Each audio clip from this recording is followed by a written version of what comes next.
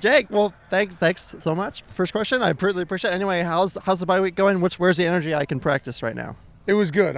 We told the guys yesterday in the team meeting after we wiped the film in the morning that, you're going to tell us what kind of competitor you are. And I've said it, since January. I think we got a team full of competitors. So those guys came out here. It was a light practice. We were in Spiders, kind of starting our Fresno preparation along with, corrections. That was the focus of last night of what we needed to obviously execute better. So we're out here working that, and I thought it was a good first day. And then just kind of, for injuries, just kind of kick that off. Carlos, Jamoy, what's their status for? Yeah, they're back out here, full go. They'll be cleared for the Fresno game, and we need their energy. I thought they brought it today, and obviously a big lift to get two, kind of projected starters back in. Now, that doesn't mean 80 plays. Okay, there'll be a work of both guys back into the lineups, but just really great to see them out here running, kind of lifts my spirits. I know that. You talked about you've liked the energy. Do you feel like there's been kind of a good response to, what maybe some of the critiques from the Boise State game? Well, I think when you walk in that room, we talk about it all the way back to fall camp, you got to trust that what you put on tape is your best. And sometimes we fall short. And we definitely fell short in some execution points. I thought we pressed. And then anytime you press, you don't do your job to your full ability. So there was some hard conversations. Sometimes there was some long faces. No one likes seeing themselves do bad stuff. But more importantly, no one likes how it makes them feel. We got to get over that. Okay, they're going to sit in rooms that are going to be very important. They want to be professionals in a lot of different things. Okay, and there's going to be hard conversations that need to be had, but we can't look the other way. Great teams have hard conversations, not just coach to player, but player to player. There was some lack of efforts out there that's just not acceptable. You want to go out there and win a big ball game. We pointed those out. We also showed some great efforts, right? In times of us doing really good things. It wasn't all bad.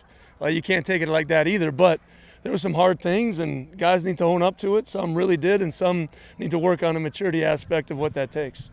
I think Kyle was asked after the game, what it will take or what's going to kind of be the internal effort to make sure that last year's 4-0 start doesn't become this year's 4-0 start. And one thing he said was belief, and then belief in the process or the system. What do you think that kind of speaks to, and kind of what he's maybe alluding to, and what maybe the belief system is a little bit different this year?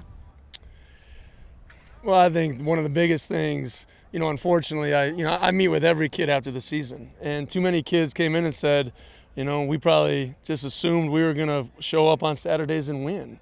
I think that's the worst level of competitor that you possibly can have. And then that's coming from the team. So, like I said, we got a bunch of competitors, the guys that have will to win and refuse to lose.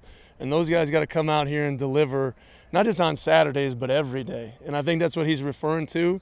And he's in a leadership role, in a leadership position. So when he says those things, he's not just talking to himself, he's talking to the team. This is what I'm going to do. Who's going to follow me?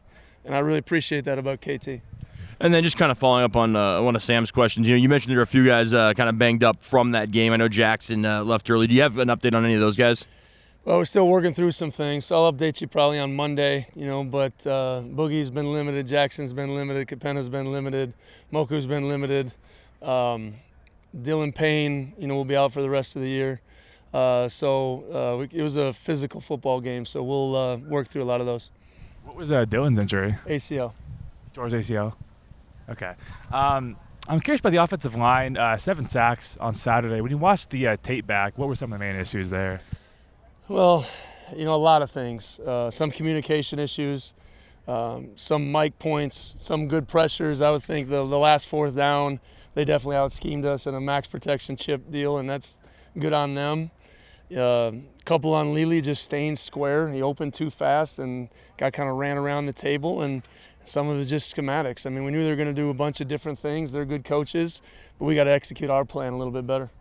Is the plan to keep Rod in there when Lely's at right tackle? We're going to take 2 weeks to decide on a starting 5, and there won't be any more rotation. So we'll be able to announce that sometime later in the week. Those guys are competing. They know that.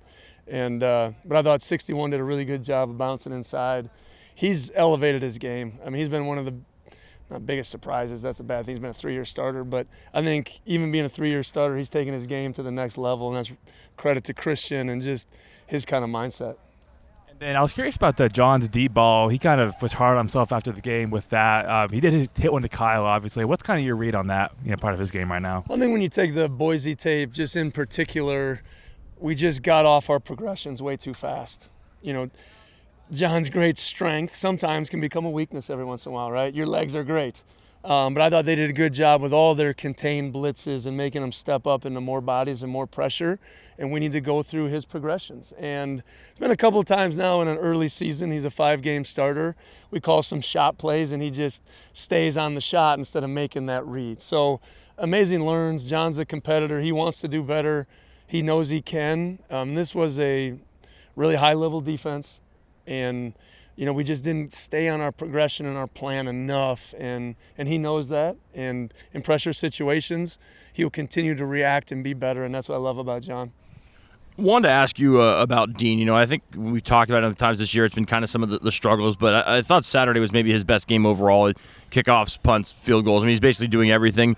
What do you think that kind of says to the rest of the team, the fact that you've got your place kicker doing 3 jobs and then, especially on Saturday, doing all of them effectively? Well, good eye, Jamie, because if we won the game, we'd be talking about him being the special teams player of the week, because that's the best I've ever seen him punt.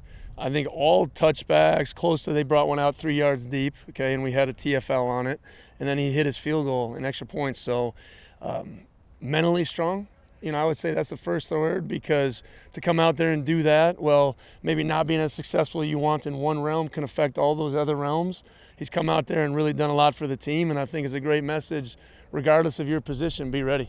Like safety, be ready. I don't know whose number's going to be called, but those guys got to answer the bell, and the team needs you. And I think that's what Dean has embodied this season, and I thought that last game hopefully is a real big building block.